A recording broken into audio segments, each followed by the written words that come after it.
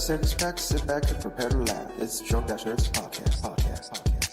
Grab a six pack, sit back and prepare to laugh. It's Drunk Dashers podcast. Grab a six pack, sit back and prepare to laugh. It's Drunk Dashers podcast. Grab a six pack, sit back and prepare to laugh. It's Drunk Dashers podcast.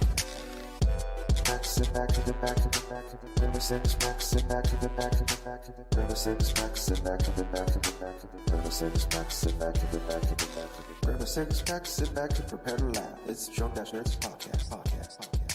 Grab a six pack, sit back and prepare to laugh. It's Drunk Dashers podcast. Grab a six pack, sit back and prepare to laugh. It's Drunk Dashers podcast.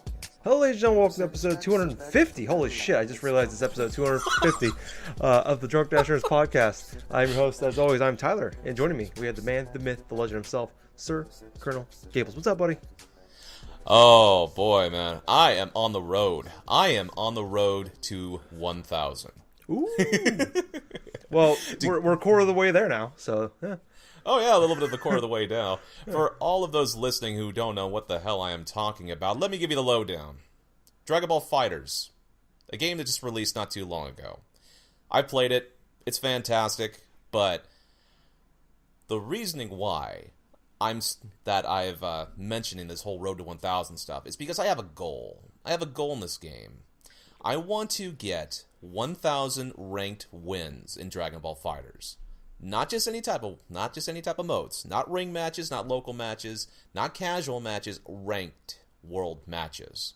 Damn. Now, the reasoning behind this is very simple. Over the past few weeks, I've been going through a lot of inner stuff that I've been having to deal with. And a lot of it, I feel, is more or less me trying to buckle down and try to concentrate and focus upon my convictions and things that I want to follow through. And so, by completing this road to the 1,000 wins and stuff, it'll help me better realize myself, and it also will help me realize that I can go through and finish something, even if it seems like the impossible. So, yeah. That's pretty much how I've been doing in a nutshell. How about you, Tyler? All right. Doing okay. Better now that it's 250. Oh, yeah. I'll say this. For years, I had to listen to you and Jake annoy the shit out of me talk about Dragon Ball Z. And even I'm like, I kind of want to play this game. It looks kind of good. So, yeah, I might pick it up. I'm going to probably wait till it's a little cheaper. There's some, things. I got a backlog going on right now. I don't want to keep adding on to it. But, I'm interested in that game. But, yeah, no, I'm doing all right. It's been a weird month for us. The last 6 weeks, really, for recording-wise for the show. Like, we did all the Game of the Year stuff, and then we made 3 episodes, and we're going to take 2 weeks off. And instead, we just took a week off, so we were ahead, but then we recorded 2 episodes at night, so then we were 2 weeks ahead, and then we kept recording. So we finally took last week off, and but we still released a show, kept the streak alive. But now we're back. It's been a crazy month. A lot of work, unfortunately. Stressful times, still crunch period. Counting down till Memorial Day when it's finally slow again. Yeah, but we're back drinking a delicious beer. We're talking about video games, the thing I love to talk about the most outside of my penis. That's my favorite thing to talk about. That is on the Penis Nerds podcast that I record every other Wednesday. On iTunes. You can check that out there. Hell, are you freaking Orson Welles in The Critic, dude? I'm sorry, but no, I kid you not. If you've ever watched The Critic, there is a recurring theme with Orson Welles and stuff. He's voiced with a voice actor that does Pinky in the Brain and stuff like that. Okay. But no, one of the inner jokes of that is Orson Welles doing this pea commercial, right, and stuff like that. It's rosebud peas, fear of nutrients and stuff, and green penis. You get, for those that are interested in just knowing what I'm talking about, go do a YouTube search. Check out The Critic. Check out Orson Welles' pea commercial. It is fantastic. Yeah, that is your homework for the week, guys. And then also check out my podcast about that. It's a one-man show. It takes anywhere from 2 to 4 minutes to get to a show. I don't know what's happening now. I don't know. What are we doing? What is the show? How do we record again? No, like I said, I'm doing okay. It is Saturday night. Get to play a little bit of video games today. Just counting down really till Shadow of the Colossus comes out on Tuesday. So that's been pretty cool.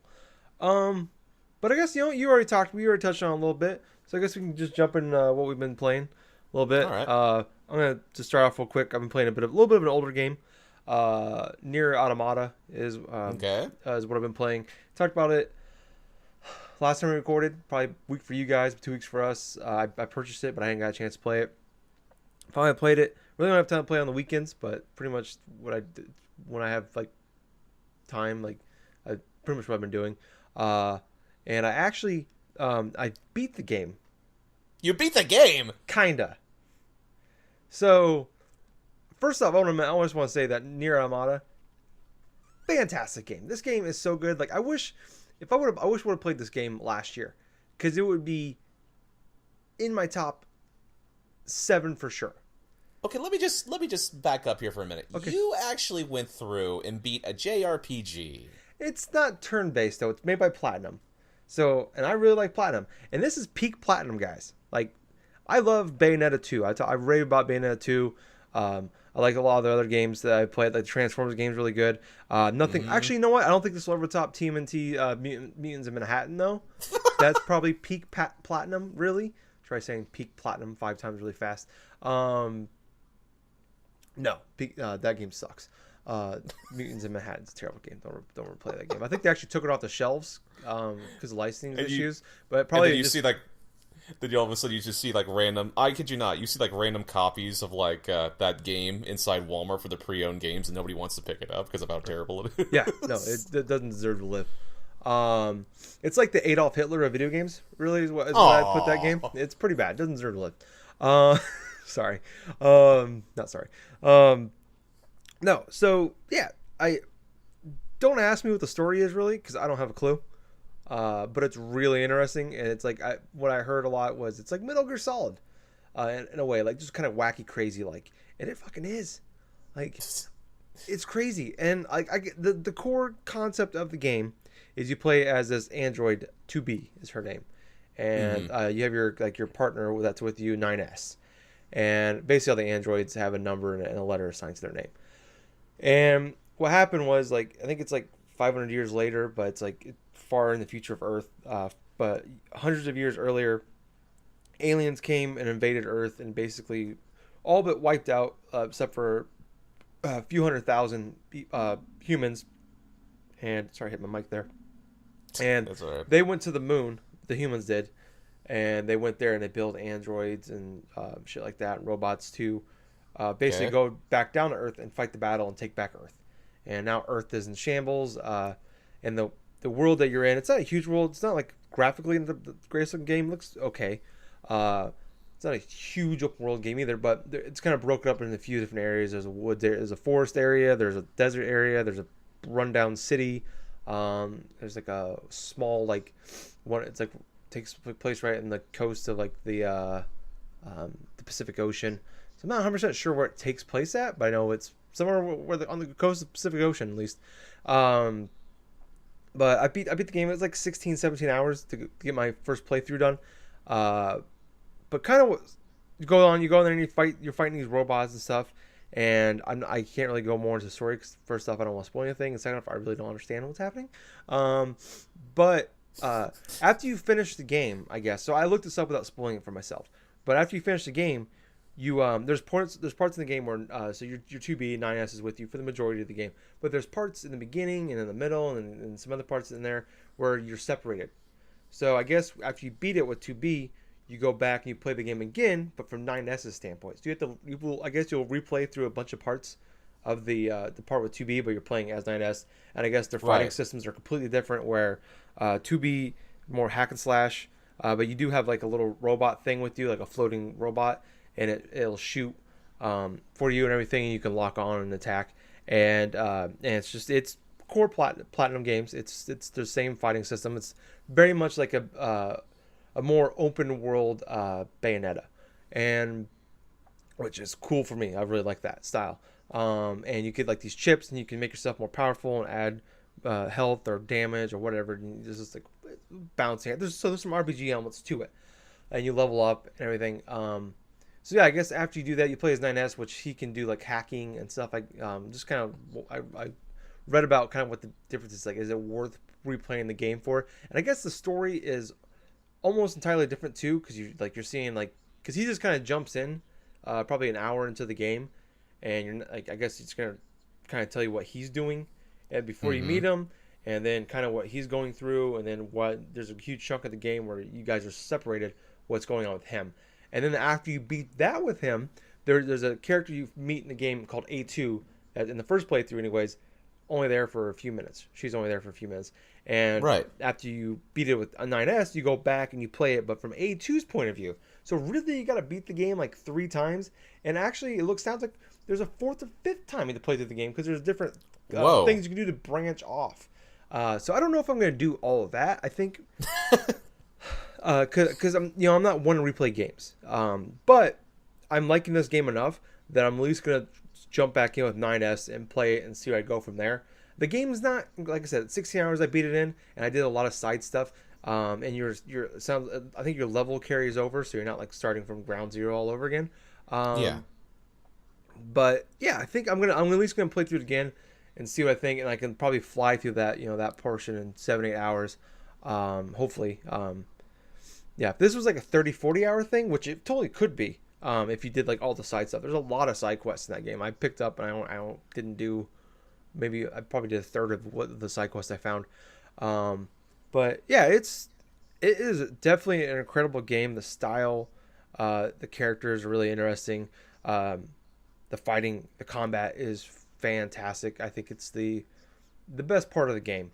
And the enemies are always fun. It's super weird. Like, so kind of, I guess what's weird is going on is they're trying to like these robots that you're fighting. Like the aliens made these robots, and they're like acting like super weird. Like some of them are friendly now. Some like there's a whole village where they're just like now they feel like emotions. They are like basically these robots have been on Earth so long that they're kind of like imitating human behavior. So like now they're starting to like act like humans. And there's like one portion in the game, and this is a couple hours in, so it's not a huge spoiler. So you actually like find like all these robots, and they're like simulating like human sex. Like what? Like they're like humping, like they're like dry humping each other, and like one of them looks like it's going down on the other one there. So that's really weird. So it's like super weird, like this whole game, and like it's just like you're sitting like, what the fuck is happening right now? And like so many things like just happen. And it sounds like they explain it in the other playthroughs. It's just they throw so much stuff at you, and it's like, if you just played this game as 2B and you thought the game was over, you'd be so lost. Like, I had the kind of the luxury going in. There's actually like 26 endings, but there's like 5 core endings. Okay. But there's like, you can just go off, like, I found 3 endings so far. I got, there's 1 ending for each letter in the alphabet, so 26 endings. But like, I found like 1 ending where I ate a mackerel fish and a side quest. And it's like, yeah, it sounds like these fish like screw up androids. And this this character's name was Jackass, by the way. And she's like, can you eat this? Because I want to like study and find out what it does to you. And you die. Like, and you get the credits, but like the credits go through like really fast, and it's like fast forwarding. And, like the song is like going super fast. It's like 10 seconds, and then it takes you right back to the main menu to start up again. And then I found another ending. I think that was ending K, and then I found ending G, where like it told me like I was following the main quest, and it's like go here, and I found like this branching pattern. I'm like, oh, well, maybe it'll lead up to like a chest or something. So I went that way, and all of a sudden it just fades to black. Credits again, fast forward 10 seconds, take it back to the main menu if that was ending G. So there's a bunch of like, yeah, it's just, this game is, I don't know, but it's awesome. Like, I really enjoy this game. To the point where like like I said, I want to replay this game again. We're going through it. This game was, if it was anything else, I don't think I'd want to be interested in it. But the story and the characters and the combat, everything about this game is just like, yeah, I'm totally interested to see what changes. So yeah, fucking, you could probably find it fairly cheap now. It's been out for, I think it came out like last March. So kind of got buried, with the Switch and Breath of the Wild and Mass Effect and Horizon and everything that came out, kind of came out at a bad time. and I think a lot of people missed out on it. It sounds like, and this is a game I think if you like Platinum games and you like some crazy Japanese shit, and Metal Gear Solid any sort of way, like this might be your kind of thing. So yeah, 2 big thumbs up for me. I wish I can go back now and redo my Game of the Year list because it would be on there. I don't know where yet, but it'd be on there. But Gables, you kind of talked about it already. Tell me more about Dragon Ball FighterZ. Is it FighterZ or is it FighterZ? I just call it FighterZ, but Namco wants to call it FighterZ for some stupid reason. This ain't 2002. Stop that shit. Ain't cool anymore. Well, anyway, my experience with Dragon Ball FighterZ has been a very positive one. So for starters, the gameplay of it is very simple, very smooth. As a matter of fact, when you first start up the game, you're trying to go through and do a lot of practices for like combos and this and that. Just the adequateness of how good combos feel when you're pulling them off. It just feels like you're completely like a different type of player. The reason why I say that is because it's the barrier to entry for this fighting game is so much more basic than, say, other fighting games, that whenever I'm pulling off combos or whenever I'm pulling off like a whole bunch of different things, I feel like I'm a pro at doing it, and it looks fantastic when you do it. But let's see. As far as how much time I've spent on the game, I've spent roughly around 30 hours so far playing this game. Damn. And I got to admit, man, it's like this game is really addicting. The story mode for it, it's hit and miss here and there, but there are 3 separate campaigns for everything. You have the hero's arc, you have the villain's arc, and then you have, like, the separate arc here for, like, the androids and other things as well. So there definitely is a bunch of replayability once you're finished with, like, a couple of the different campaigns. On top of that, it also has other features, let's say, like an arcade mode where you can go through, like, 4 different types of arcade mode, like, courses and stuff, but they branch off as well, so there are actually different factors that you could do, that you could possibly go through and just branch off into different scenarios and stuff. So it has a lot of replay value there as well, as if you try to do like 100% completion on certain aspects of the game. On top of that and stuff, there are different types of combo challenges for each fighter. As of this moment, I have gotten 100% completion for most of the fighters in this game. The only ones that I haven't gotten is like maybe 3 or 4 at this point in time. But I'll tell you what, the characters that I liked using the most, I like using Hit, the character named Hit, and stuff like that. Then there's Goku Black, and there's Super Saiyan God Vegeta, which all 3 of these characters I can easily go through, do a couple of combos with, just do a whole bunch of variations to their different combos, and it's definitely feels more comfortable for me because I can easily launch my opponent up in the air, race to them, do like a couple of like light or medium attacks, and then execute a special so seamlessly I can go through and just literally deplete my opponent's like bar by like almost like a quarter or by half or this. The pace is so intense with this game. It's stylized a 3-on-3 fighter similar to that of a Marvel vs. Capcom game. You can also do assists with different characters, also kind of based around that type of concept. I'm still trying to get used to switching fighters on the go, which I can technically if I hold down the L1 or the L2 button. Let's see. Other types of stuff I've done with this game. I have currently, on my road to 1,000, I've won 10 competitive games, 10 world-ranked games so far. And the last couple wins that I've done, I won 4 in a row by having my same team that I've been using of Super Saiyan God Vegeta, Hit, and Goku Black, all of which have combos that you can just go a little bit more advanced of or do variations of it. I basically go towards characters where I feel like I can get a lot more complexity from their movesets and not so much like a basic sort of, oh, this is the only way I can do this or the only way I can do that.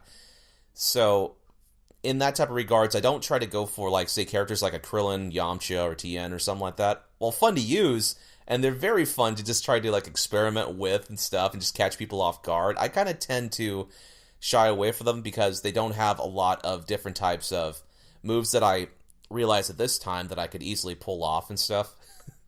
So as you can tell, though, I'm trying to get a little bit more better. I'm trying to get more competitive in playing this game. But as of how everything stands right at the moment, I'm not too sure like which character is the best or which characters are this and that. I mean, hell, it's so early on in this game's launch that I won't really know too much about the competitive landscape of this game until maybe like a month or two passes.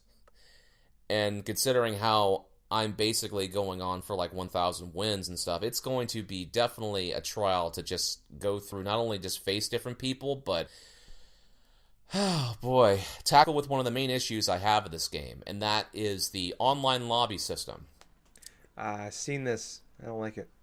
Yes, the online lobby system is interesting in ways where when you start up the game, you're presented in this hub world where you get to navigate to different spots from practice mode to story mode to like fight online and this and that. I mean, the core concept is all right and stuff like that. I don't think it's like the best at what could have been possible, but the main issues I have is there are a whole bunch of different lobby rooms that you can connect with each type of regions, different types of like countries, this and that and stuff.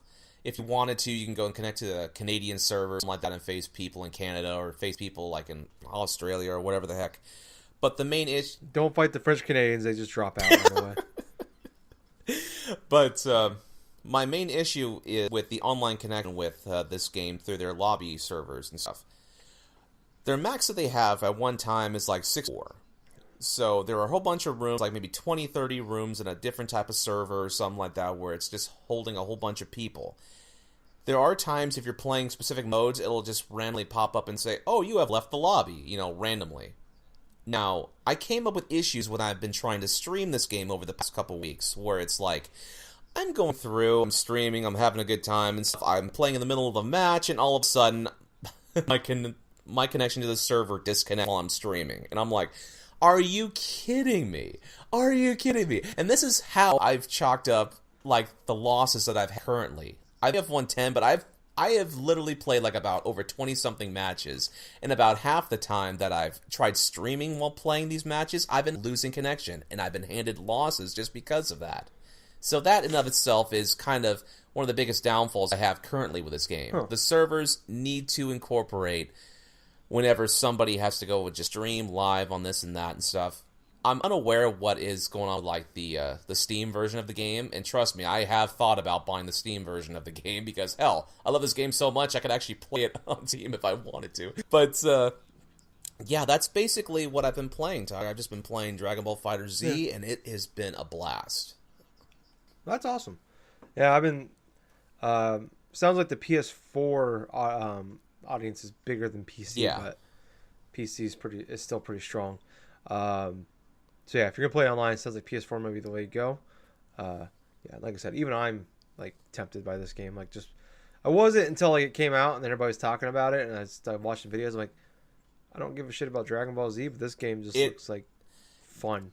It looks incredibly fast. I know. Incredibly even fun. If you're off put by like the source material and stuff, this is a very good fighting game through and through.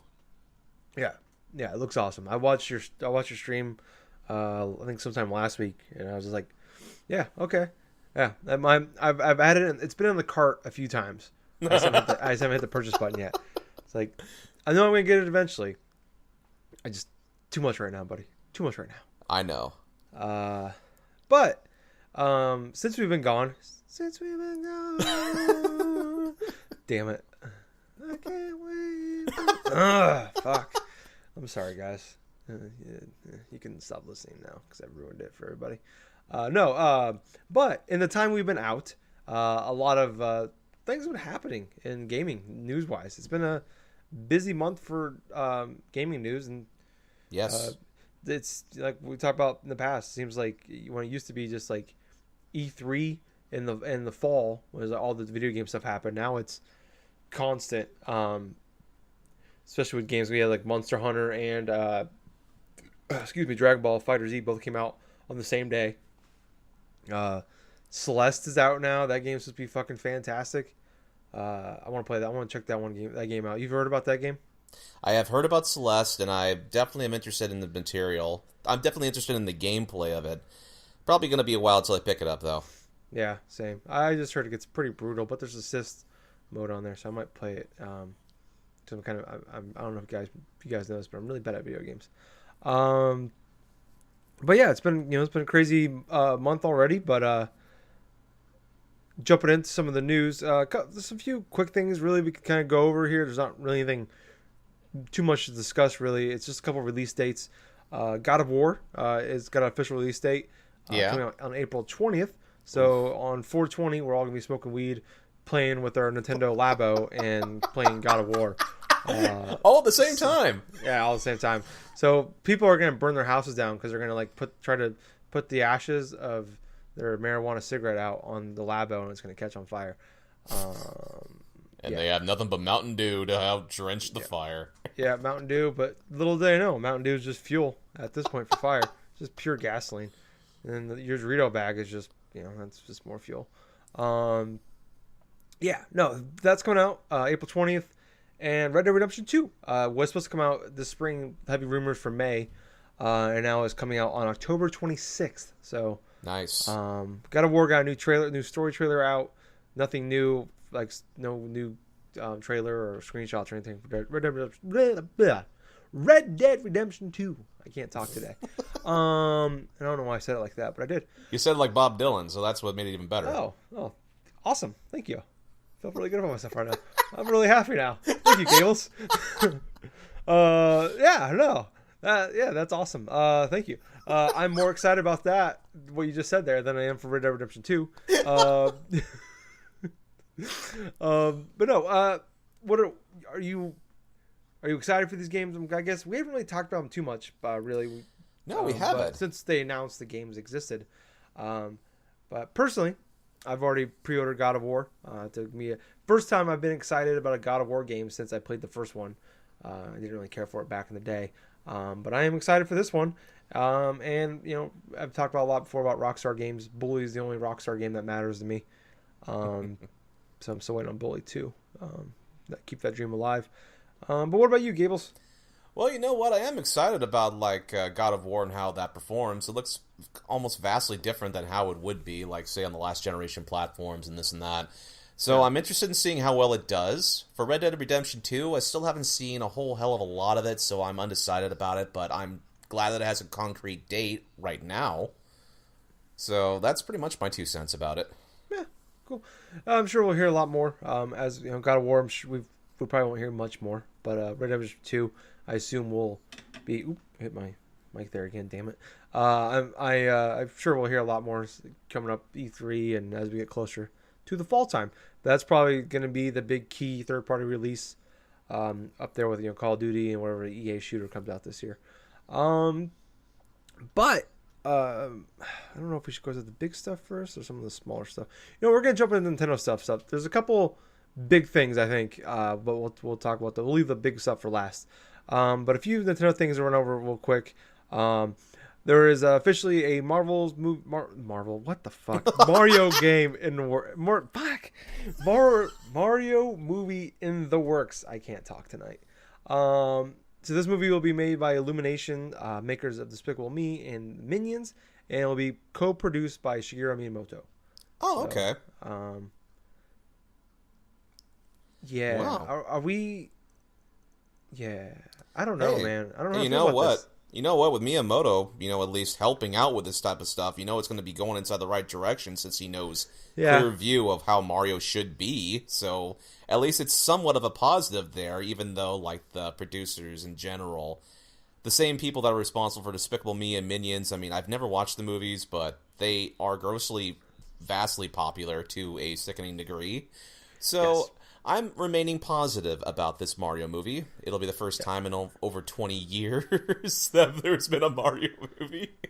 Of course, we do not say, well, shall not be said, with Bob Hoskins and John Leguizamo.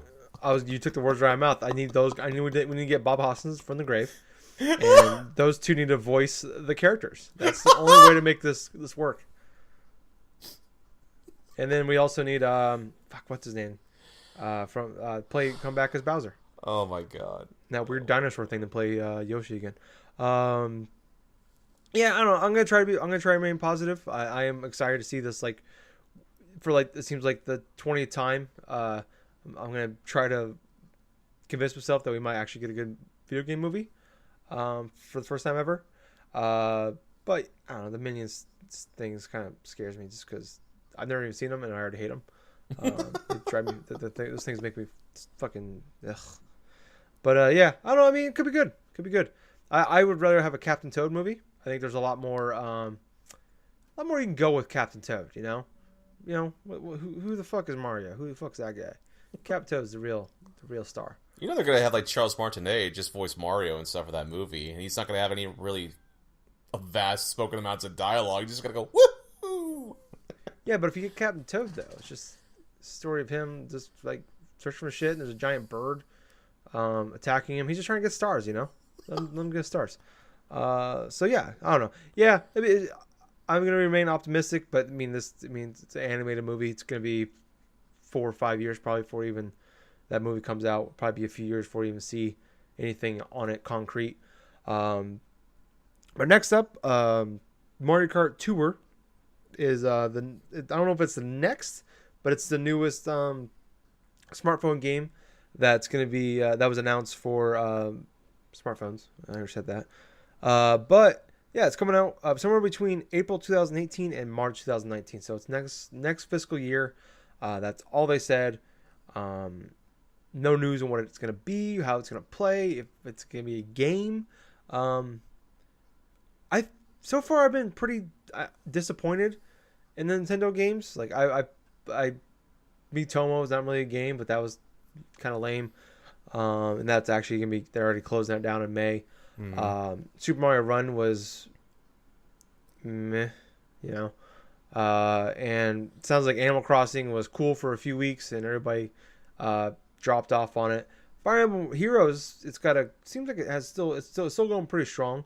It's still going pretty strong from what I understand, though. Yeah, and it still has constant updates. They just celebrated like their 1 year and had a big event going on, and it sounds like there's a pretty good audience for it. It's probably another one. There's supposed to be a Zelda game coming out too for the smartphones. I'm just kind of curious what this game's gonna be. Is it gonna be like a kind of a broke down version of like Mario Kart? Is it like, just smaller, like just a cheap version of that? I don't know what I'm just kind of curious what it could be besides that. You know what I mean? Yeah, I know what you mean, man. It's like it's kind of hard to think of Mario Kart on smartphones as it is, but I'm just thinking about maybe like an automatic kind of scrolling sort of thing where you have your racer that's automatically on the track and then try to use like gyroscope and other type of buttons on the screen for items and this type of shit. And the more I think about it, the more I kind of feel like, hey, you know what? I think I'll stick with Mario Kart 8 Deluxe. Yeah. Yeah, I mean, to me, it just seems kind of crazy that they put a Mario Kart game, like a real Mario Kart game, on the smartphone when they sell Mario Kart games at a premium price, $60 depending on what console it's on. So I'm kind of curious what it's actually going to turn out to be. Maybe it's just a handful of tracks. Maybe it's like it's going to be more of a premium game like Super Mario Run was, where you pay $10 and you can maybe buy tracks at a $1 a piece. Excuse me. Excuse me. But I don't know. This is the most excited I've been about a Nintendo smartphone game since Super Mario Run. Yeah. And maybe this can be a good one, but I think a lot of people were optimistic about Animal Crossing, and I think people really liked it, but it was just one of those games that it was a game that after a week or two, it came one of those time kind of waste games, and people, once you kind of get out of the rhythm of playing those games, and I've got hooked on a couple of those before. After like a week or two, it's like, oh, okay. You miss a day or two, or you forget about something. You're going back and doing it this time. You just kind of stop caring. So it sounds like that's kind of what's going on with it already. But for Nintendo, last but not least, actually, there's one other thing that's not in the show notes, but I'll jump to that one next. Okay. But Nintendo Online Services is officially going to be out this September. We already knew this, but it's $20 a year, or it's $4 a month, or $8 for 3 months. So yeah, we finally have it was supposed to be, it's supposed to come out, I think, last fall, and then they said it was going to come out this spring, and now it's officially coming out in September. So I don't mean, is this something you think you'll pick up, Dave? You're going to be willing to pay for $20 a year, not knowing anything else about it? I'm not really too sure at this moment in time because I don't know very much about it other than the fact, hey, it's online services. You get to play certain things online. I need to know more what's offered for this service before I invest at this point. Yeah, and I'm kind of in the same boat, really. I think Nintendo's smart enough to know that their online games is not enough to sell this, even though it's only $20. It's not, as far gaming is an expensive hobby, and the $20 over the course of a year ain't a lot of money, especially when you pay, like I pay $60 a year for PS Plus, which it's totally worth it to me. Xbox Live, $60 a year for that. I fucking never go on that thing, but I never go on it, but I'm not really feel like I waste my money. I'll go on there and I'll get like the free games and whatever. And that's it. But yeah, I think with this, they need to, they recognize that they don't have big third-party support, especially for online games.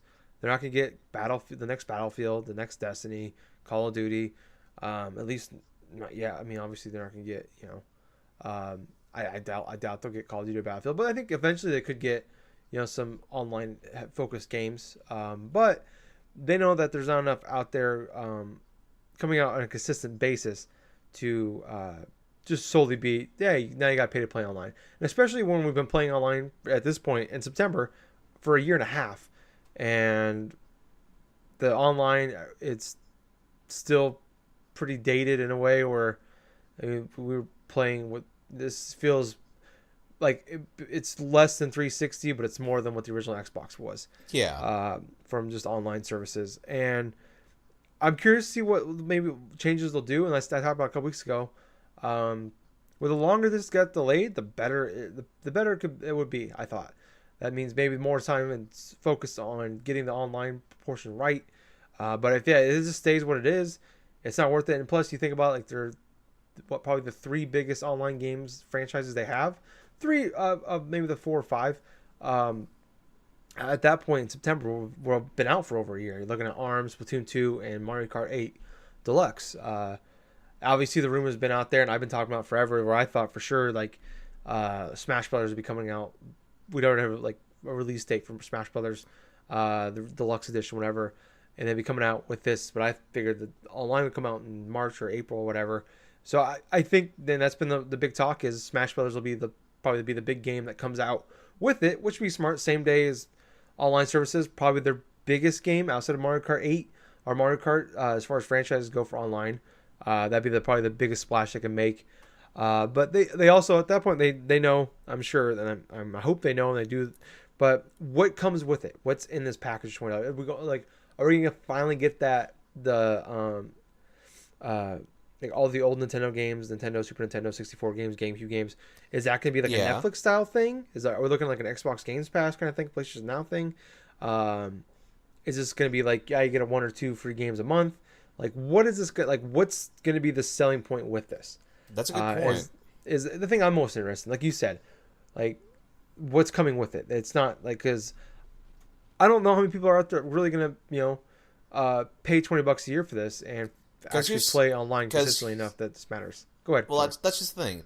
The thing about it is the reason why gamers go for and pay $60 a year for Xbox Live or pay $60 a year for PSN is not just because to play games online, but because we earn free games every month as a result of that. And on top of that, we have other options. Say, if we wanted to, we can go on to PlayStation Network and do the whole PSN Now type of thing, even though it's not the most adequate in terms of streaming services and stuff like that. We still have the option to do that.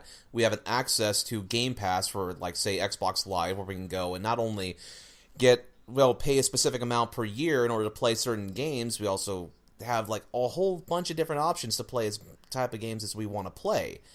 So it kind of interests me to see what Nintendo actually has in store with this Nintendo stuff. But you know what? At the moment, it's sort of like a mixed bag, because for one, we don't know exactly what's going to be presented along with this online service. I mean, they could have a virtual console thing, they could have other types of retro games and stuff, or they could not. It's at its point and stuff where it's if it's $20 a year, it just gives you the element where they can almost do anything with it, but at the same time, I'm not really expecting a lot coming out from this whole thing, for the whole $20 for this. So Yeah, especially like we talk about Nintendo sometimes. Like it seems like the easy home run they just kind of bunt with things, and I don't know. I will remain optimistic, and I'm if they don't have like the Netflix style thing in there, I'm fine with that. But I'd like to see, like, I remember they had, like, when they first announced the online service that you had to pay for, that you got a free game every month for an NES game every month, but you only got it for that month, and if you wanted to continue to play it, you got to purchase it but at a discount. And it sounds like I think they backed away from that, and that maybe I don't know, maybe if we got the free game every month, or free game or two every month for the Virtual Console, and then online, to me that's enough. $20 for a year, and you get one or two free, depending on what they are. Like, hopefully it's not just some like ice hockey or tennis, or some just random Super Nintendo game. But give us some good core stuff, at least first. I'm still optimistic about the Virtual Console. I'm still rooting for like a GameCube, get that out there, and get the good shit out there first. Like they've been doing the Virtual Console thing for like over a decade now, and you look at like Pokemon Snap came out in like January before the Switch came out, when the Wii U has been dead for a long time. Or you look at like Pokemon Stadium games have never come out on Virtual Console. Yeah, there's no real reason for it. They just haven't done it. Yeah. There's so many, I think, easy things they could do. Like Smash Brother games, I don't think they ever came to the Virtual Console, at least for the Wii U. So there's so many like easy decisions that I feel like they can do, and I hope they just, obviously you don't want to put all the good shit out there right away, but sprinkle them in a little better, I guess, and advertise them a little bit more, instead of it's like you have to like go on the Switch like every like whatever day it's going to be, Wednesday or Thursday, and see what's out there. Like, hey, on next Wednesday, Super Mario Bros. 3 is coming to Virtual Console. I want them to just make it a bigger thing than it is, especially now with the audience they have. And the next thing I want to talk about really is they officially surpassed the Wii U, and it already beat them by, I think, just about 1 million, a little over 1 million maybe now. With a month still left to go. They did that in 11 months. Yeah.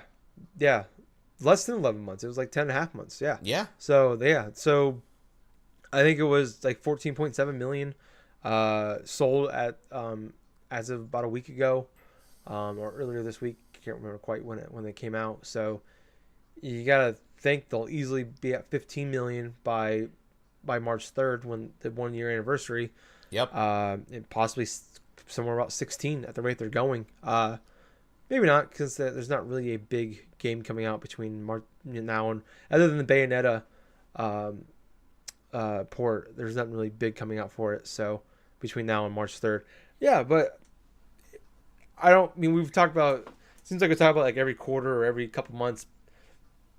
The Switch is selling fantastic. There's not really much more to add to it, Like, this thing has been a phenomenon for the last year now, and it seems like when Nintendo does make a blunder, they have like 50 other cool things to like make up for that blunder. Yep. Where in the past they just had a bunch of blunders, and then once in a blue moon you got something really cool. So yeah, selling incredible. I don't really know what else more to say other than that. What about you, Gables? I really don't have too much more to continue on with that. I was just saying that, hey, it's just amazing for the fact that the Switch has been that successful over the span of less than a year, that not only outlasting the Wii U in terms of lifetime sales, but also just getting a whole bunch of people just interested in all at once. Yeah. Like now, for the first time in about a decade, people have been really excited about Nintendo, and it's been the hot commodity in gaming. And it's just now the big thing is sustaining that and taking it to bigger heights.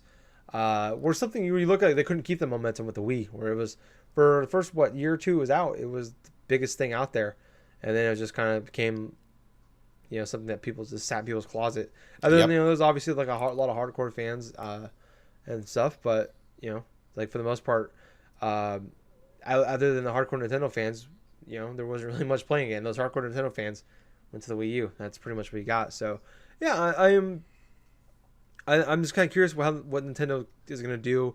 Hopefully they do things differently. Hopefully, obviously we are all rooting for Nintendo. We all are here because of Nintendo, and we want them to do well, because they do well. It's only better for gaming, and that just means we get more badass games. So Yeah. So yeah, it should be pretty cool. Hopefully, see what they got for the future. Yeah. So I'm still more hyped for their E3 press conference again this year than I am for anybody else's, just like last year. So, still cross my fingers for Captain Toad 2 and Bully 2. Bully 2 Switch exclusive, make it happen. And it comes packed in with Captain Toad 2. I'll pay $200 for that. I'm not even kidding. I'll fucking pay $200 for that game, for those games. But moving on. So the kind of the big things that have happened, I think. Moving on to, I think starting off with Xbox Game Pass. I think it got announced early last year, and it kind of came out, I think last summer, and it was like really their answer to PlayStation Now, Xbox's answer to PlayStation Now, but it actually seemed cooler, where you can actually, it was like a Netflix style for gaming, where it's like here's all these, a lot of old backwards compatible games for 360. I think there's some OG Xbox games in there. I'm not quite sure. And then there's some older, some other games that have been out for a little bit on this generation. $10 a month, really cheap price. They have officially announced, Xbox has, that every first-party exclusive game that Xbox releases will now be available on Game Pass day one. Damn. So for Sea of Thieves is the first big one that's going to come out for it. Sea of Thieves releases on March 20th. It's going to be $60 in the stores. Or you can get Xbox Games Pass for $10 a month, and you can play it on there. So essentially, you can play Sea of Thieves for $10. They also mentioned Crackdown 3, State of Decay 2, which are both coming out this year, or scheduled to, will be in there as well. And they even mentioned the next Halo and Gears of War games will be on there as well. So I'm assuming this Forza games will be on there. So to me, this is a game changer, for lack of a better term. It's this could totally change gaming forever. Like this is Pandora's box you've opened. You can't put the toothpaste back in the tube. I don't know how many more analogies I can come up with. I'm running out, but this is huge. I think this is awesome. Like, I wish, everybody's been critical of Xbox in their first party exclusives, but and they've made some new ones, and like Quantum Break I really liked, but I don't think it really found a big audience. But they relied heavily on Halo, Gears of War, and Forza. But I look at like Sea of Thieves. A game I had zero interest in. Now I'm kind of like, maybe I kind of want to check the game out. $10, give it a shot. Crackdown 3. I don't really care about the Crackdown games, but I liked the first one back in the day. But Crackdown 2 was pretty bad. But now like $10 is like, all right, I could justify that. I will actually try Crackdown 3 because of its $10. $60. It's definitely an interesting concept. Yeah. This Game Pass is definitely an interesting... Man, that whole Game Pass stuff and this recent announcement that they made, it's fascinating to think of this. It's like what you said, Tyler. A Pandora's box has been opened. Because not only can you actually play Sea of Thieves for quintessentially, or any type of like Microsoft first-party games that come out like this year onwards and stuff, where it's like, hey, you pay for the Game Pass, hey, you get the game day one. There you go. There's like a free rental thing right then and there, You download the game, you can play it whenever you feel fit and stuff like that and stuff. And it's like, you don't have to go out to pay like $60 for the damn physical copy of it. And not only that, it's like, a lot of that stuff can be playable on the PC as well. Meaning, if you get the Game Pass, that potential thing with stuff where you could just, man... That's just freaking crazy, though. I don't think it works for PC because you do have to have for Game Pass. You do have to have Xbox Live Gold. Right. But even so, you could technically still have Xbox Live Gold and then go through and start downloading things on PC. Like, say, for example, Gears of War 4. Technically, I bought the game digitally, and I can download that game on my PC and play it whenever I feel like it because their Xbox Play Anywhere thing. Yeah, maybe.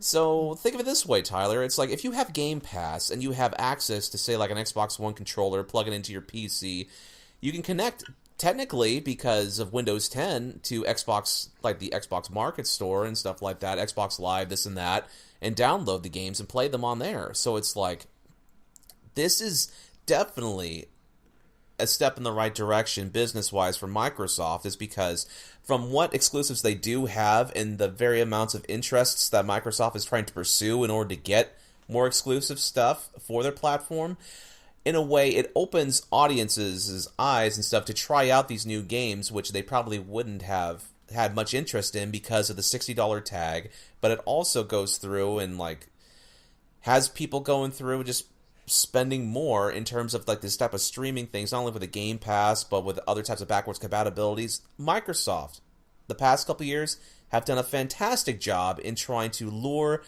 more people into their fold and stuff in terms of having backwards compatibility to not only 360 but Xbox games, implementing a Game Pass thing where now they could pay like what, $10 or so a year or something like that. $10 a month. Or $10 a month. My mistake. $10 a month in order to play any amount of games they have on their service, download it, play whenever they feel like. And now with the acquisition and now with the announcement that there's going to be new games day one available on their service that you could download, quintessentially like pay, quintessentially play and stuff without having to even go to a store, a brick and mortar store, pay $60 for in their store, in like any type of brick and mortar things. It's freaking crazy to think about that. Yeah.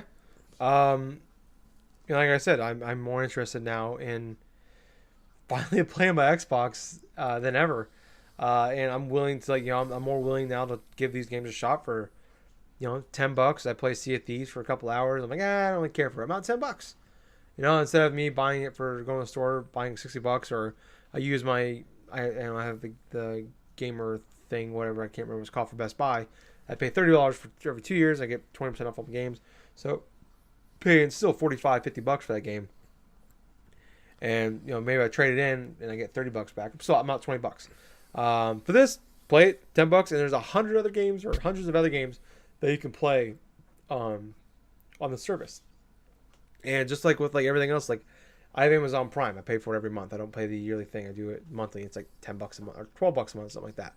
I'll go like weeks without even looking at it. But I never cancel it. I still got it. Netflix, I use Netflix every day, but I've gone stretches where I forgot I totally had it for like 4 or 5 months. I just never even looked at it. I never got rid of it though. I was paying $10 a month, and I just look. I'm like, fuck, I forgot to cancel it. It's $10, whatever. And I just kept it, never got rid of it. We can be very lazy people at times, and especially when it's just a small amount of money. It's like, I gotta go on the computer and then sign in. What the fuck's my password again? Okay. And I click all these buttons. They're gonna ask you 20 questions why you're doing this, and they're gonna offer you a deal, whatever. And people just don't do it. And I remember I quit watching wrestling for like 6 months. Yep. I didn't cancel my I didn't watch it for like 6 months, but I didn't cancel my WWE Network subscription for after 2 or 3 months. So they got I never used it, but they got $20-$30 out of me, And the first thing when I read this was immediately the thing I thought of was on a much smaller scale, but the WWE with the network. Whereas now all the pay-per-views are on there for $10 a month, where they were charged, and the pricing is almost exactly the same. Where they were charging $60 for a pay-per-view, doing 12 pay-per-views a year. But they're, I think they're getting, it was 2.5 million pay-per-view buys a year out of those 12. At $60 pop, a lot of money. But their way they're looking at it was, well, we can get 2 million people a year to pay us $10 a month. Instead of, every month a few 100,000 spend $60 for this pay-per-view, we'll make a lot more money. And they ate shit for a little while. They lost a lot of money. And now, they're not, right now at WWE, sorry for all the wrestling stories here, but that's usually what I go to because it's the thing I know about as well as gaming. But now the revenue is the highest it's ever been. The last quarter was the highest quarter ever for revenue. Not as far as profits go, but revenue, highest it's ever been for them. And a lot of that has to do with where the WWE Network is now, where it took a long time to get a good audience, good strong audience. When they finally got people there, people realized it was a good service and it worked. You got a lot of older. The WWE audience is skewed older, even though they try to skew towards children. It took a long time to get those people to switch over, and they did. And now they're doing really, really well. And with this, I think they're probably gonna eat some shit for a little bit. It's probably gonna hurt them in the long run. But you look at it, but maybe it won't actually. When you look at, like I've talked about in the past, like Halo 5 only sold a couple million copies. Halo Wars 2, a game with Halo in the title, I think only sold a few 100,000, and it's on PC and it's on Xbox One. Quantum Break, I think it sold a little over 1 million. Gears of War 4 sold a few million, sold really well. But their core games aren't selling like they once were. Halo, like we talked about a few weeks ago, like Halo is not that big of an event like Halo 3 was, where it took over the entertainment world. Everybody's game. I go on Xbox 360. I had 20 friends online. 18 of them were playing Halo 3. Like this could be that for them all over again. They can take over the gaming. Like they're never going to surpass the PS4. Like PS4, I think it just came out. It's like 77 million sold already. And it sounds like this year they're actually going to pass, before the end of 2018, they're going to pass PS3 numbers. And it was like about 84 million. Wow. Sold. So they're going to pass PS3 already, and they got a good shot of passing PS1. I think it's like 102 million, something like that. So PS4 could, by the time this generation's over, could be one of the 3 or 4 highest selling consoles of all time. So they're never going to get there. I think like the studies are showing around 30 million Xbox One sold. Really good selling, system wise. But when your competition is on pace to be one of the highest selling consoles of all time, you look really bad. And you look at the Switch has been out for less than a year, and it's already about halfway to you. Anyways, I think this, like you said, you're talking about earlier, they've done a lot of consumer friendly things. Yes, they have. Xbox has, Microsoft has with this. Where like you look at like the Xbox 360 when they did the backwards compatibility stuff, and the same with the OG Xbox games. They could have just like put those back, did a virtual console thing, and like made you buy those games over again. But it's like no. Yep. You can we can give it to you. Like you got the disc, you can put them in your Xbox One, and it works now. You can play those games. Not all of them. They add to it every so often. They gotta get permission from third party people, and it pissed off a lot of third party people too. A lot of their people they work with in business, because they wanted to resell those games, but now they can't because now they got backwards compatibility. So yeah, I mean they're pissing people off, but they're doing some really cool things. And if they can get I think the core thing is right now is get their first party stuff in line, and they've been trying. They definitely have, and it just seems like when they go for it, they relied heavily on their stuff that they know works, but it's not doing as well as it once was. And the stuff they tried new has kind of like they swung big and missed, or didn't kind of get what they wanted. Sorry for the baseball analogies, guys. I don't know. That's what I got today. But yeah, this is huge. I think they're gonna, at the very least, when this is over, when this generation is over, yeah, I think it's a lot like last generation, where it was like the PS3 at first, when it first was announced and the price point and all that, was everybody panned it. It was like this thing. It took a few years to get it going again, but what turned it around was their business decisions and the games. And by the end of the generation, I think the final sales are like they're like about 1 million behind the Xbox 360. And everybody talks about the 360 blew away everybody in last generation and won the generation war, which they probably did still. But you look at sales, like yeah, they won because of software sales by a large margin of the PS3. Yep. But the console sales and the first party exclusives of the PlayStation 3 is like that turned it around. And if they can get that around with like they're doing awesome business decisions. It's just unfortunate the games aren't there.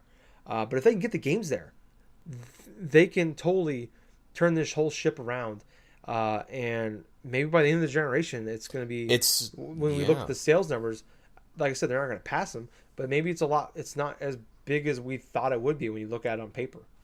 It's definitely going to be a momentum. This is definitely something that's been building for now a better part of a year, where the momentum is definitely looking inside of the Microsoft company's favor when it comes to their gaming division, where they're doing a lot of these consumer-friendly things, and now it's building up to almost like a crescendo where we go forth maybe another year or two from now and stuff, and it's going to be a different landscape once again in terms of like games, in terms of content and stuff.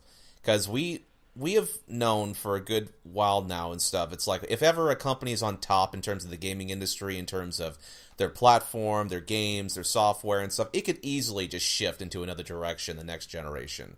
Yeah. Nintendo had a good monopoly with their NES and Super Nintendo. Sony knocked it out of the park with their PlayStation 2. Microsoft had their 360. I know Sony's like got their top things in terms of game stuff with their PS4 and stuff, but Nintendo is definitely having a whole bunch of momentum stuff with this sort of a weird cross generation that we're still kind of experiencing in sort of a way.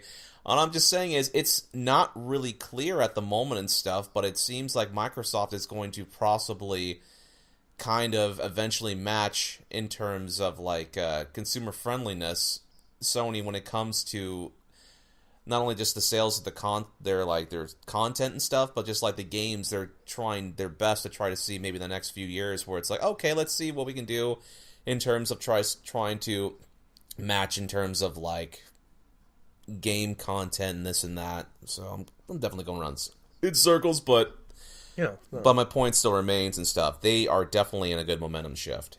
Yeah, like I said, it's a great point. Like this will be, you look at like where the PS3 was by the end of the last generation. This could be the launching pad for the next generation. Yes, it could. And it could be crazy if they both come out within the PS5 and where the next Xbox is, and they come out strong. We look at like last generation, the Xbox One, they totally bungled that thing, and then PS3 totally bungled that generation before that. They both come out with like PlayStation's like, we have all these killer games they're going to play on here, and Xbox is like, hey, we have all these killer consumer friendly things going on. And plus, we got some good games coming. I mean, the next generation can be fucking fantastic. Yeah. I mean, I think we still got a long ways to go with this generation. So maybe by the end of this generation, it could be as well. But, all right. But moving on. Actually, no. Before we get there, Gables, I have a question for you. Yeah, what's up? Kirby Star Allies, the Switch game coming out next month. Yeah. Do you think I'll like that game? I'm not sure. You know what? I'm not sure. How much into the Kirby games are you? Never played them. You never played them?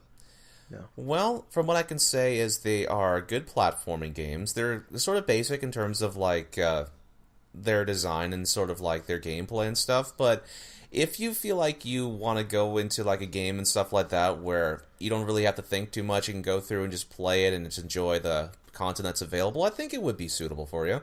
Okay. I really like Yoshi's Woolly World. Yeah. Is this comparable?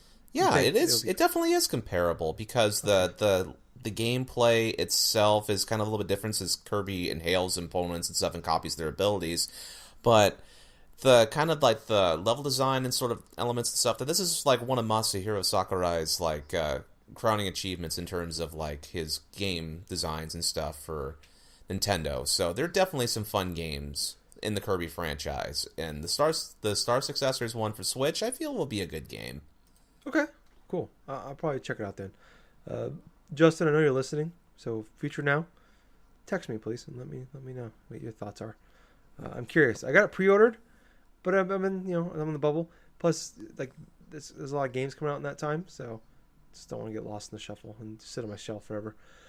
But like I said, moving on to the final topic, another big one, but Jason Schreier, I have trouble saying his last name, from Kotaku. He's like he's like Scoops when it comes to getting all these big news from gaming. Just I don't know where he gets the shit from, but it seems like every month or so we talk about a story that he's broke, and he broke the big thing on what happened with Mass Effect Andromeda, and with especially EA. Like he broke all the stuff with Mass Effect Andromeda, all the shit that went there.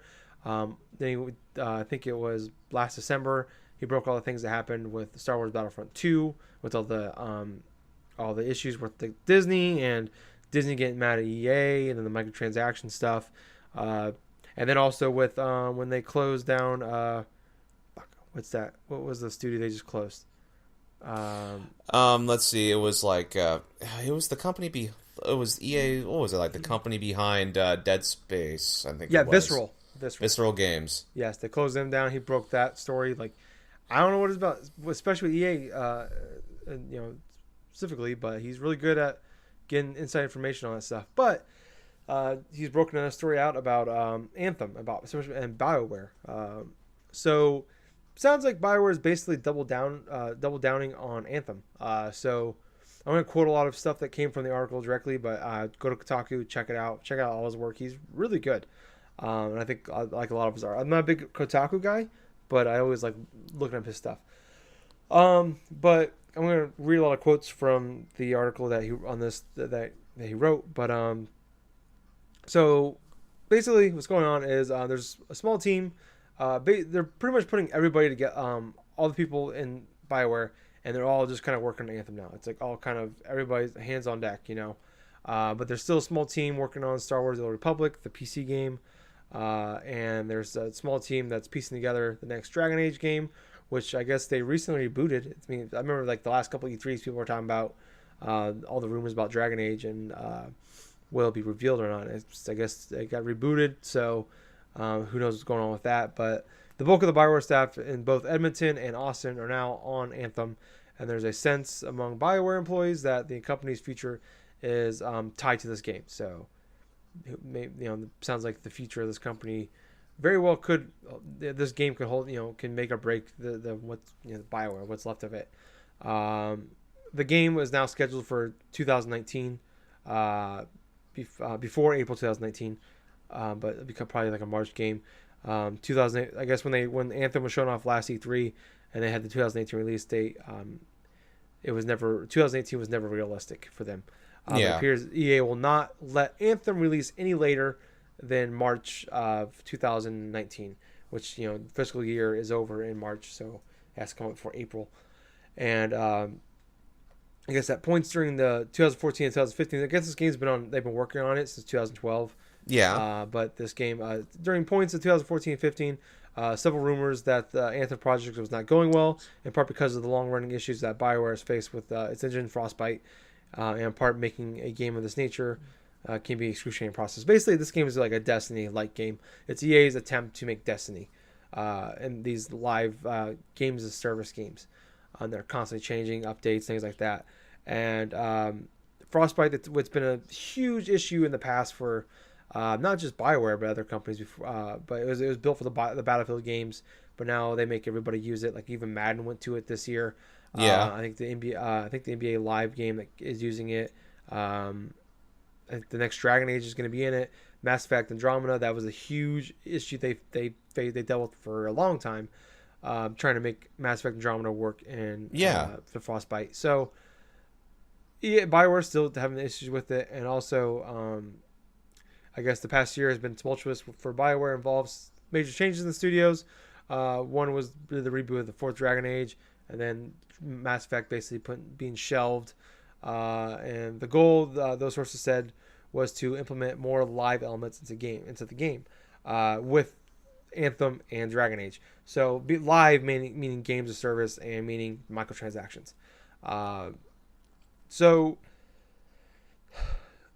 Anthem, I think when we all saw Anthem last year, I think that was kind of like, really for a lot of people, the biggest game of the show. A lot of us were pretty hyped for it. I was pretty excited. I'm optimistic about it. It's BioWare. It's been a long time since we've had a truly great BioWare game. And Casey Hudson's back now. This game could potentially be incredible. But you find out like kind of EA is getting involved again, and now we're hearing all this shit going on. The same stuff we've been hearing for years about EA. It sounds like now I'm really concerned about this game. I'm really concerned about BioWare. Like, it would be a bummer that this game comes out and it's broken, or it's not finished, or it's just a bad game or a mediocre game. Like, I feel like this game has to be like one of those games that comes out and it's like universally loved game. It can't be a Destiny. It cannot be Destiny 1. Yeah. It can't 2. It's got to be better than Destiny 2, Well, yeah, of course. Like, I don't feel like BioWare can afford anything less than that right now. Oh, no, definitely not, especially with the whole shipwreck that was Mass Effect Andromeda. It's like, they need a home run right now if they want to really successfully go through and, like, get, like, something positive in their direction. And for the thing about Anthem and stuff, I mean, it's most critical. I mean, this is a new franchise that's pretty much their... They could be their saving grace, or there could be their one foot in the grave type of game and stuff. They need this to be a success now. That's just the thing, in my opinion.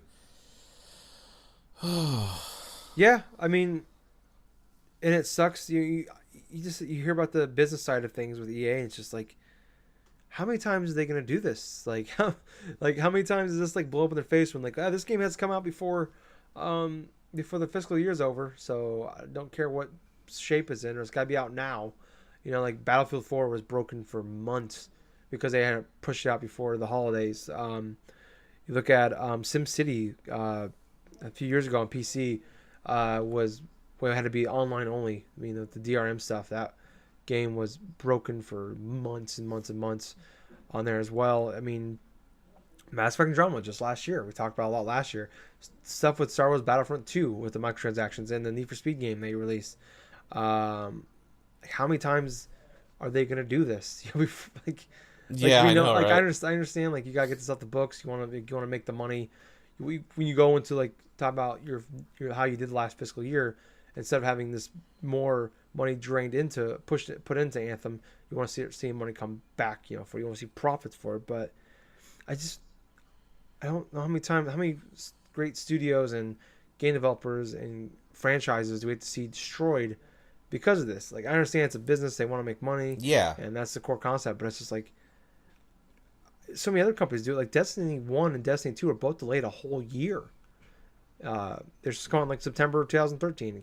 Destiny 1 came out September 2014. Same with Destiny 2. It was supposed to come out in 2016. Came out fall 2017. You know, like Activision is foresight on it to do that. Overwatch, Activision Blizzard game, was a failed MMO they put years into. Jack's barking in the background for some reason. But that was a failed MMO, and they kept going at it, and they turned it into one of the best-selling games of the last few years. And like, so these other it's not just like EA is not the only AAA studio out there, or AAA publisher out there. There's other ones out there, and they at least have some foresight. Ubisoft has put some games out there. Obviously Assassin's Creed Unity is what it is, but it seemed like they kind of learned from it. Like Far Cry 5, they pushed back a whole month. Actually, just come out, I think, in 2018, pushed back to or 2017. I'm sorry, and it got pushed back 2018 and got pushed back another month because the game wasn't ready yet. Like, I feel like pre Assassin's Creed Unity, I don't know if Ubisoft would have done that. And I just don't. It blows my mind that they just keep doing this, and they just eventually. You think, especially with Star Wars Battlefront 2, and how that kind of blew up in their face, and that game, it sold like 9 million copies, which is still, it's still like the second highest selling game of 2017, but it's still far behind where Battlefront 1 was. And you look at, like, they were expecting stock prices to go up in November, December because of that game coming out, and they actually went down, and total polar opposite effects what they thought. I'm blown away, like, how hard-headed they are. If this ends up happening, and I hope with this story like coming out, and they even kind of, when they came out and they talked about the last month they did, quarter they did, they even denied reports of that. Like, oh no, it's still coming out in 2018, and literally just like a day or two ago, they came out and said, no, it's coming out in 2018 now. It's officially been delayed to 2019. So they even denied it. Now they're saying no, it's true. So basically, it's like the story is pretty much true, and everything that pretty much Jason has reported about EA has come out to be true, or it's been true. And I think it's safe to say that they believe this. And now they're turning Dragon Age into a live game. What the fuck's gonna happen to Dragon Age? There's a lot of people that love Dragon Age. I mean, look at like Dragon Age. The first Dragon Age game was fantastic. And then Dragon Age 2 was pushed out too early, and that game was it was an okay game, but the problem was they tried to make this open world game, but they just reused assets. So they had 30 dungeons, but it was basically just 6 different layouts. They just kept reusing over and over again. It was copy and paste, and the side quests or whatever. It was just, the game wasn't done yet, and I still don't know how many times we got to just try to see them force things out. You look at Visceral, we talked about it before, but Visceral was like, they made Dead Space, they made awesome, and they like, all right, well, Dead Space 1 and 2 are selling okay, but we want you to like, co-op is where things are going. Third-person shooter co-op games is where gaming is going. And they turned Dead Space 3 into that, and it was an okay game. It was a fine game, but it was just a bad Dead Space game, and it was what it was. It was disappointing. Maybe it didn't sell as well. So then they made them make Battlefield Hardline, and Battlefield Hardline was a game nobody wanted to play. They rushed it out, came out too early. No one liked it. It didn't sell very well, and now Visceral's gone. You know, the same thing happened with the studio from SimCity. That was a company that's been around for decades. One of the original PC studios, and they fucking closed them because SimCity was pushed out too early.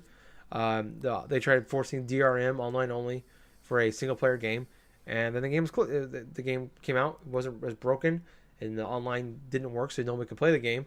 And then now the studio's gone. You know, it's just, I don't want to be that guy that sits there and says like EA is like really shitty and jump on EA, because I love EA. They give me Madden every year. Yeah, the game I put more time into than anything else, any other game, by a large margin. I might play more Madden than I play all other games combined. Like that's probably almost true. And it's just like they have all these other great franchises under their umbrella, and they just keep fucking them up, and all these great studios, and they keep fucking them up. Like Mass Effect should not be shelved. Like it should be, Mass Effect should still be going strong today. Dead Space should still be going strong today. Sim City should still be going strong today. Even Sims 4 people hate because they forced a bunch of shit in there. Now they're going more DLC heavy, and they keep releasing all these stupid packs. I just don't understand. Like, I understand this is like it seems like they're so short term that like they don't look at like long term. This could be better for them. And I don't know. I'm kind of ranting this episode, but it's just it's like okay, all dude. the other stuff. Yeah, all the other stuff has been good news. It's been great stuff. Xbox, Nintendo, God of War, Red Dead Redemption 2, like all good stuff. But it's just like I read that, and it's just like that fucking like that ruined my day. It's just like I'm just like now I'm scared that Bioware, like one of the coolest, one of my favorite gaming companies out there, developers out there, realistically could be done or could be gone in the next couple of years. I like, because of like you look at like where they were, like they made like KOTOR, they made fucking KOTOR, Mass Effect 2, like Everett and Dragon Age, like some of my favorite games of all time, especially Mass Effect 1, 2, and Dragon Age. Great games. And then ever since EA's taken over, Mass Effect 2 was technically published by EA, but the game was mostly done when they bought them. But you look at Dragon Age 2, like I talked about, Mass Effect 3, Dragon Age Inquisition had some fans. It's probably the best game they made since, but the game fundamentally was just not very good. You look at Mass Effect Andromeda. All those games have been panned. Mass Effect 3 was still in its core was a great game, but obviously we all know the issues with the ending and everything like that. But it's just Bioware just seems like a shell of itself since EA got a hold of them. And yeah, I don't know. I really don't know where else to go with that. Like I said, I'm ranting and rambling at this point, but I don't know. I just don't want to. I don't want to see Bioware go down, especially when Anthem looks like it could potentially be one of the coolest games of this generation, and because of bad business practices, this game might just end up being just a game that comes out and it's a flash in the pan, or it's just one of those games like in 5 years. Remember Anthem? That game sucked. You know, like, or that game was disappointment. That game could be really cool. I just don't want. I just hoping to look at Bioware this time next year. We're not talking about our 2 years on episode 400 and something or 300 and something of Drunk Dusters podcast about Bioware being closed. Yeah. And all these great franchises like Mass Effect are gone. But yeah, I don't know, Gables, do you have anything you want to add on that? No, not really, unfortunately. Yeah, there's not much more to say, I guess, after my rant. But I think that might be an episode, Gables. Yeah. It was fun doing this again. It feels like it's been like a year, but it's been like 2 weeks. I know, right? Yeah, it's crazy. That 250 episodes. That's big. Yeah, but thank you guys for listening. Thanks for listening for us for the 250th time. If you guys want to hear more from us, so how do I do this again? If you want to hear more from us, we have a Facebook page and group, Drunk Dashers. Like and join us on there. On Twitter, we're at DrunkNersPod. Follow us on there. On iTunes, Drunk Dashers Podcast. Subscribe, please. Leave us 5 stars. Comment on there and let us know if you do, because I'll shout you out on the show if you do. Oop, I have my mic again. Woo! Hands are getting a little crazy. I'm moving my hands a lot right now. I don't know why. On YouTube, we are Drunk Dash Nerds. Subscribe to us on there. Podcast goes up on there as well. So if you are not an iTunes guy or you're more a YouTube guy, listen to us on there. Give us a thumbs up, please. We greatly appreciate that. Like, comment, subscribe on there. And on Twitch, twitch.tv/drunkerspodcast. Also twitch.tv/Colonel Gables. Subscribe or follow to both of those and give us a friend request. We like friends, and friends are good. But until then, I have been your host. I was Tyler. And I have been Colonel Gables. So until next week, everyone, be ready to listen to a fantastic episode of the Drunk Nerds Podcast. Bye, guys. See ya.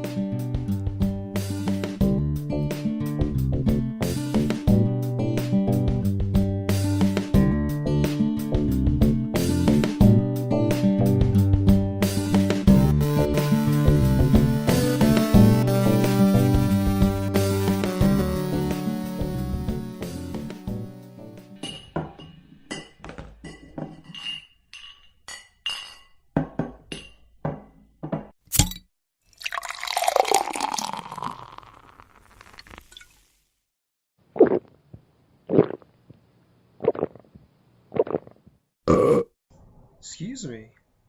Few too many beers there. Anyways, we're on iTunes now, so go on there, check us out, and if you like us, leave us a review, and we'll even shout you out. And Jack will send you his credit card number.